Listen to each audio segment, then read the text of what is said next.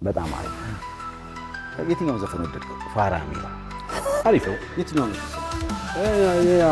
አትገባትም ያለው ይሄ ጉዳይ አሁንም እልባት አላገኘም። 10 ዓመታትን አለፈ።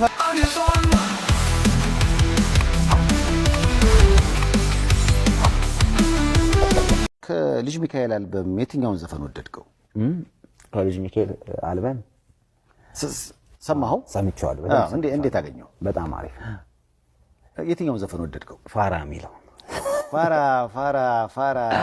ተመችቶኛል። ተመችቷል። ሌሎቹንስ እንዴት አገኘህ? ደስ ይላል።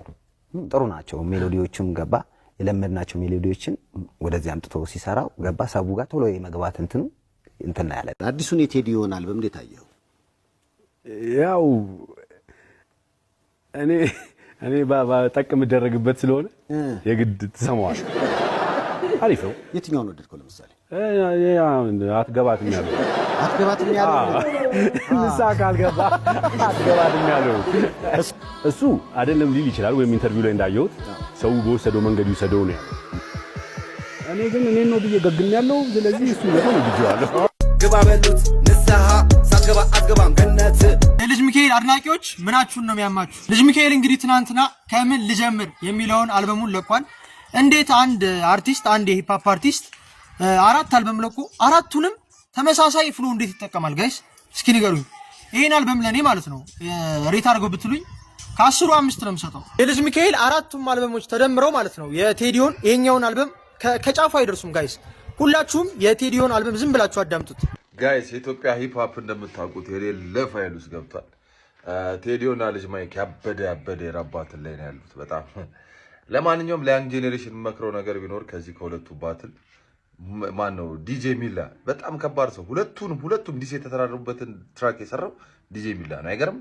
እና ሁላችሁ ፈልጌ ነው ሁላችሁም ሆነ መመኘት ያለባችሁ ደግሞ ዲጄ ሚላ ነው። ከማንም ጋር ጠላት ከማንም ጋር እንትን መሆን የለባችሁም። ጀስት ይመቸው ማንህን ሜክ ማድረግ ነው።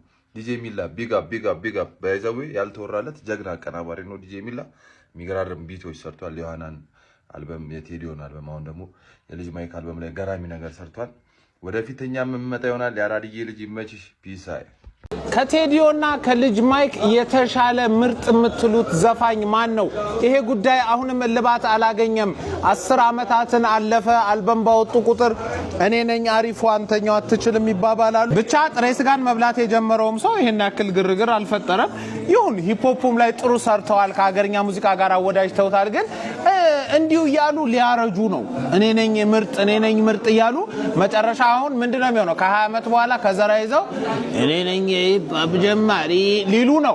ስለዚህ ያን ከማለቱ በፊት እስቲ ህዝብ አስተያየቱን ማን ነው የተሻለ ድምጻዊ ከሁለቱ የሚለው እስኪ ኮሜንት ላይ አስቀምጡልኝ። ለማንኛውም ጾም መግቢያ ደርሷል። 1 ሳምንት ብቻ ነው የቀረን።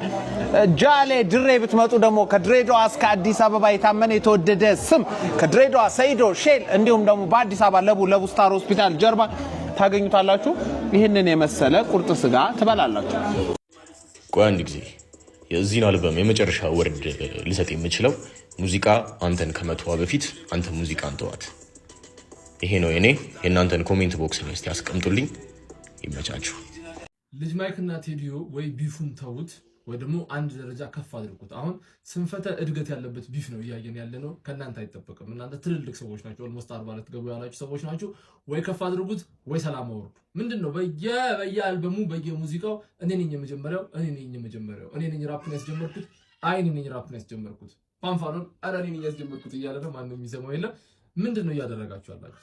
ከፍ አድርጉት። በቃ ለምሳሌ አሁን ልጅ ማይክ አለሃ ትመጣና ማለት ነው ቴዲዮ ሲጀመርም ኤችአይቪ አለበት እቃው ትንሽ ነው ማስወለድ አይችልም ስንፈተ እንትን አለበት እንደውም ሁለተኛ ሚስቱ እኮ ትታው ሄደችው በእንደዚህ ምክንያት ነው ምናምን ብለህ ትመጣበታለህ። ፋውል አይጠፋም። ሪሰርች ምናምን አድርግ። ከዛ ቴዲዮ ደግሞ አንቺ ሜሴጅ ታደርጊያለሽ።